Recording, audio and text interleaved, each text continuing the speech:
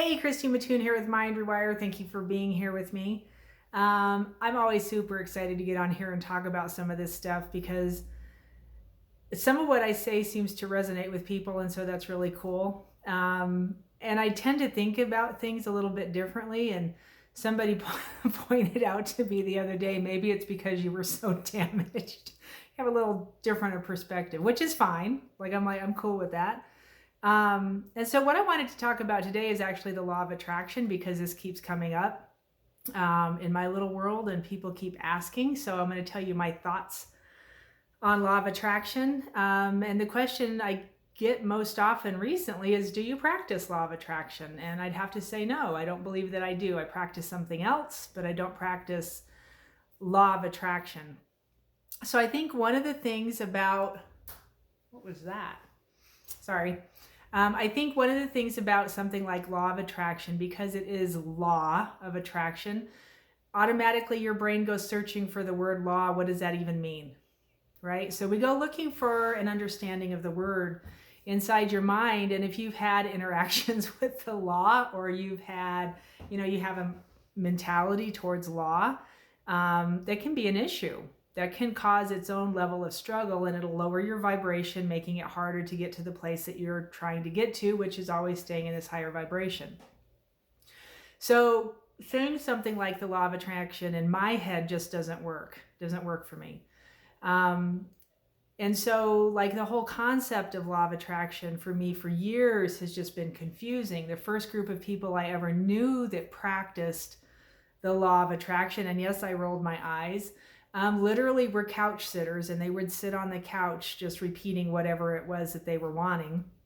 And they thought that, if you did it so many times a day for however long, and it was like, well, does it ever happen? And one of the gals was like, yes, I've actually manifested stuff doing this. And I'd say, what? And she'd give me her list, and I'd be like, huh. And then I'd ask her, and what were you doing before? And then she'd always have these steps of things she did. And I was like, so what's the trigger? Like, what's the key that actually makes it work? And she would say, you just have to sit there and ask for it, and repeatedly ask for it until you get it. And I did a little bit of searching into it, and I found another group of people that said, don't keep asking for it. Ask for it once, throw it up there, and then let it go. And just assume it's coming to you. You have to assume that it's coming to you. And I'm like, well, does it work? Well, sometimes. So it was, again, a sometimes answer. Sometimes we get, sometimes we don't. Like there must be something else in play, or there's something going on that it just hasn't quite showed up yet. And I was like, okay, well, I don't get that either. I don't think that makes a ton of sense, but okay.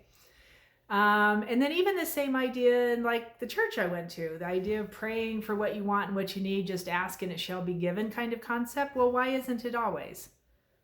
Because it doesn't say that. Ask what you need, or ask for what you want and it will be given. Sometimes it doesn't say that. It just says ask and you'll be given. So why isn't it? So that was my question. So I keep asking those questions, and I keep asking those questions. And then I kind of figure out what I figured out, that it's all about this vibration. It's all about this feeling. The feeling itself comes from the chemicals in your body, and we go back into the same cycle. How do you feel? How do you feel? So if you have this lower feeling inside your system, inside your body, where it's a low level of fight and flight, or something's gone on, something's happened that has put you in this feeling, it will literally throw off your ability to use the law of attraction. It'll throw off your ability to manifest. It will throw off your ability for your prayers to be heard. And I was literally told this by a preacher a number of years ago. And even a couple of, well, it's a long story, but what he said was that if you aren't in the right frame of, and he called it frame of mind, so you have to be in the mind of God, you have to be one with the mind of God for your prayers to even be heard. What does that even mean? Well, I think it relates back to your feeling. It relates back literally to your vibration, because truly that's all we have control of. At the end of the day, the only thing you can control is how you feel. I even remember a group of people years ago, and I don't even know, I was pretty young, it was a while ago, where they were saying your feelings don't matter. Quit worrying about how you feel about everything. Just go do what you need to go do. Quit worrying about how you feel.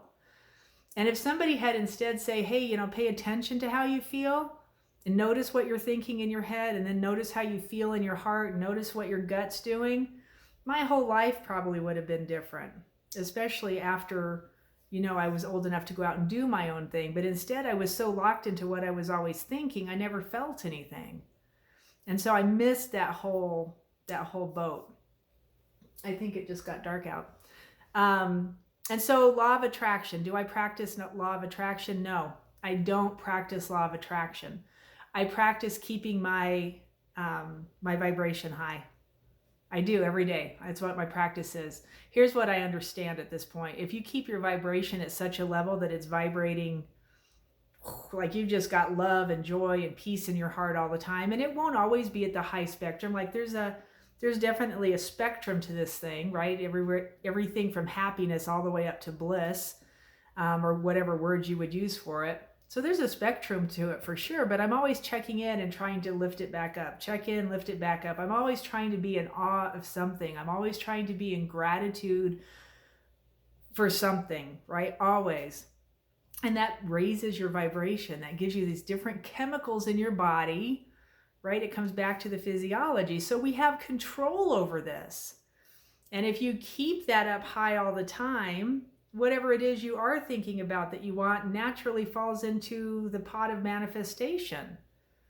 It's not like I have to sit down and think of a certain thing and then try and figure out the vibration to it and then bring it all together. You don't really, you can do that. Like you certainly can. If I've got something specific that I'm needing, like, I need this right now, I will go to work on it and I will create a picture and I've got words to it. And then I go to that high vibration and I just sit there and just let it goo all together. Throw it up in the universe, smear it across the stars.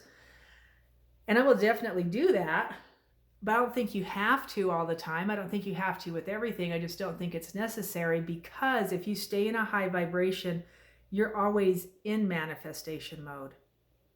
You just are. Positive people around you, don't they seem to always have a little bit easier time of it? Yeah, that higher vibration is what does the trick.